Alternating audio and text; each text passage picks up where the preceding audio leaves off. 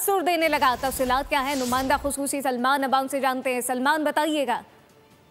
जी बिल्कुल, इसे भारतीय मीडिया तो आप क्या कहें, ये सिर्फ और सिर्फ गोदी मीडिया है जो कि गोदी में बैठकर आरएसएस और बीजेपी का जो हिंदुत्व का एजेंडा है उसे प्रमोट करता है। और अब अमीश देवगन की जानिब से जो प्रोपेगेंडा किया जा रहा है, हिंदुओं को टारगेट करने की बात की जा रही है, वो बिल्कुल आप जानते हैं, मैं भी जानता हूँ कि सरासर झूठ है। और उसमें कहा जा रहा है कि जो मकामी कश्मीरी वहाँ मौजूद थे, उसमें हकीकत सामने आई है कि उन्होंने जो लोग हैं, मुतासरीन हैं, उनको हॉस्पिटल्स में मुंतकिल किया, उनको जख्मियों को वहाँ से, जो कि बहुत ज्यादा दुश्वार गुजार इलाका था, मकामी लोगों ने उनको वहाँ से निकाला, उनको महफूज मकामात पर मुंतकिल करने की कोशिश की, क्योंकि कश्मीरियों का रोजगार ही इस सयाह से जुड़ा हुआ है। कोई भी कश्मीरी जो गैर मुल्की सयाह है, चाहे वो 90s हो और उसके बाद की जो जदोजहद आज़ादी हो, कभी किसी कश्मीरी ने गैर मुल्की सयाहों पर हाथ नहीं उठाया। कभी भी जदोजहद आज़ादी के अंदर कश्मीरियों ने सयाहों को नुकसान नहीं पहुंचाया। और अब आप देखें, जो लोकल लोग हैं वो बता रहे हैं, दिफाई माहिरीन हैं वो बता रहे हैं कि जिस तरह से हिंदुओं की टारगेट किलिंग करने की बात की जा रही है और लोकल कश्मीरियों की जानिब से